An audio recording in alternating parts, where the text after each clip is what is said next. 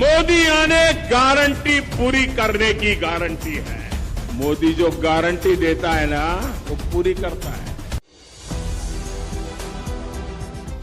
पहले तो मोदी जी गारंटी दिया करते थे, लेकिन अब तो गारंटी की भी गारंटी देते हैं। लेकिन कुछ ही देर बाद उनकी गारंटी की पोल खुल जाती है। कभी जनता पोल खोल देती है तो कभी विपक्ष।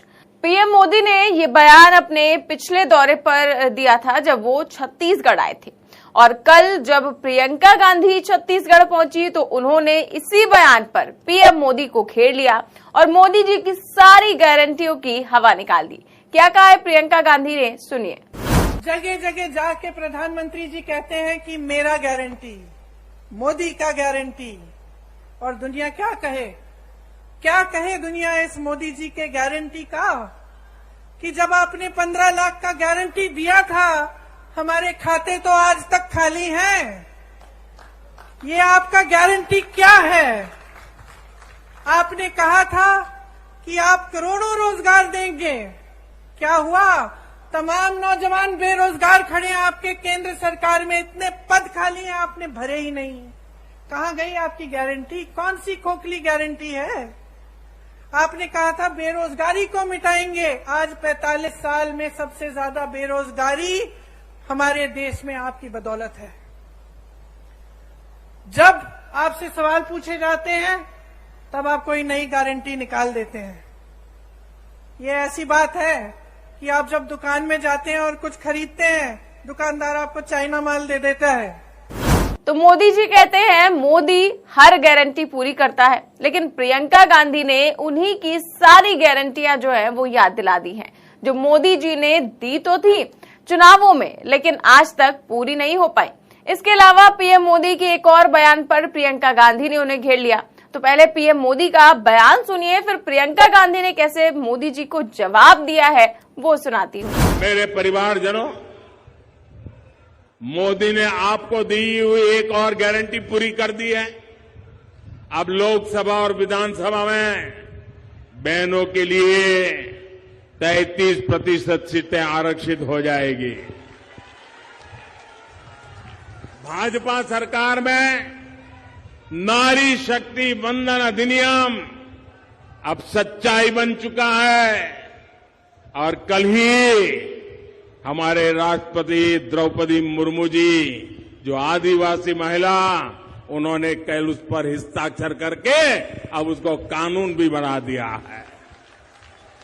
लेकिन भाइयों बहनों, मोदी तो करेगा। मोदी जो गारंटी देता है ना, वो पूरी करता है। तो मोदी जी यहाँ पर महिला आरक्षण की बात कर रहे हैं, और महिला आरक्षण को लेकर बड़ी बड़ी बातें तो करते हैं, और जब से लागू हुआ है तभी से इस बिल पर वोट बटोरने की भी कोशिश में लगे हुए हैं। लेकिन इसी बिल पर प्रियंका गांधी ने कैसे सुनाया है, सुनिए। मैं बार बार कहती हूँ, देखिए बहने, एक नया बिल लाए संसद में, महिला आरक्षण बिल, खूब वाह हुई पूरे देश भर में। जितने भी विपक्षी दल हैं हमने भी समर्थन किया कि चलो ये बहुत अच्छा कदम है। बड़ी बड़ी घोषणाएं हुई, टीवी पे इश्तिहार हुए, सब कुछ हुआ, मोदी जी की बड़ी वाह हुई। फिर क्या पता चला कि 10 सालों के लिए ये लागू ही नहीं होगा। इससे पहले जाति जनगणना करनी पड़ेगी, उससे पहले परसिमन करना पड़ेगा, 10 साल लगेंगे। तो फिर इस घोषणा का मतलब क्या है? इन चुनाव के लिए फिर से मतलब क्या है? आप महिलाओं को मजाक समझ रहे हैं? आप समझ रहे हैं कि महिलाओं को आप कुछ भी कह दें और हम अंधे होकर आपको वोट देंगे? हमारा अधिकार है ये हमारा अधिकार है कि हमें आरक्षण मिले, हमारा अधिकार है। ये कोई एहसान नहीं कर रहा है हम पे।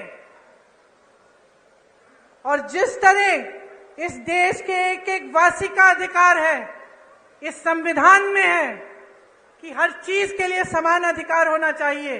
तो प्रियंका गांधी ने जनता से साफ बता दिया कि वुमेन रिजर्वेशन बिल लाए तो हैं, लेकिन 10 सालों तक लागू नहीं करेंगे तो इसका फायदा क्या है अभी लाने का, केवल चुनावों में वोट बटोरने के लिए। इसके अलावा भी प्रियंका गांधी, क्योंकि छत्तीसगढ़ के दौरे पर थी कल वो, और कई सारी परियोजनाओं का शिलान्यास भी किया गया उस दौरान, और इस दौरान जो है उन्होंने पीएम मोदी पर जमकर हमला भी बोला। देश की सारी संपत्ति अपने अरबपति मित्रों को दे दी, लाखों करोड़ों के इनके कर्ज माफ कर लिए।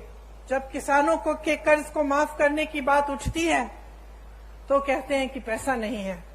यहां छत्तीसगढ़ में कांग्रेस की सरकार ने कर्ज माफ करने का काम 24 घंटों के अंदर अंदर किया। इन्होंने क्या किया? प्रधानमंत्री जी अपने लिए दो हवाई जहाज खरीदते हैं। 8,000 करोड़ का एक हवाई जहाज अपने लिए। सुन लीजिए, 20,000 करोड़ का नया संसद बनाते हैं, जबकि एक अच्छा खासा संसद हमारे देश में है। 27,000 करोड़ का एक यशोभूमि नया बड़ा हॉल बनता है, 27,000 करोड़ का। और जब ओपीएस की बात होती है, पेंशन की बात होती है, आप सरकारी कर्मचारी हैं, यहां खड़े हैं, जब आपके पेंशन की बात होती है तो क्या जवाब देते हैं? कहते हैं कि पैसा नहीं है। तो अपनी शान बढ़ाने के लिए, अपनी आन बान शान बढ़ाने के लिए, बड़ी बड़ी इमारतों को बनाने के लिए पैसा है।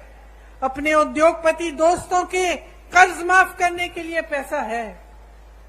अपने देश की संपत्ति को अपने उद्योगपति दोस्तों को सौंप सकते हैं, लेकिन आपका पेंशन नहीं दे सकते, जो आपकी मांग है। बता दें कि छत्तीसगढ़ में विधानसभा चुनाव है और उससे पहले भूपेश सरकार एक्शन मोड में नजर आ रही है। एक ओर जहां बघेल सरकार चुनावी वादों को पूरा करने में लगी हुई है, तो वहीं दूसरी ओर जनहित के कई अहम फैसले भी ले रही है। इसके अलावा प्रियंका गांधी ने भी ऐलान कर दिया है कि दोबारा सत्ता में आने पर उनकी सरकार छत्तीसगढ़ में भी जातीय जनगणना कराएगी। जी हाँ, एक ओर जयपुर में कांग्रेस कोर कमेटी की बैठक के बाद मुख्यमंत्री अशोक गहलोत ने राजस्थान में जातीय जनगणना कराने का ऐलान किया है, तो वहीं प्रियंका गांधी ने छत्तीसगढ़ में भी जातीय जनगणना कराने की घोषणा कर दी है। तो इस तरह से छत्तीसगढ़ में लगातार कांग्रेस जो है वो एक्टिव मोड में नजर आ रही है और चुनाव की तैयारियां भी जोरों पर हैं, जिसका नतीजा है कि राहुल गांधी, प्रियंका गांधी समेत कई दिग्गज जो है वो लगातार छत्तीसगढ़ का दौरा कर रहे हैं और इस तरह की कई घोषणाएं देखने को मिल रही हैं और इसके साथ ही पीएम मोदी पर जमकर निशाना भी साधा जा रहा है। तो आपकी इस खबर पर क्या राय है, हमें कमेंट बॉक्स में जरूर बताएं।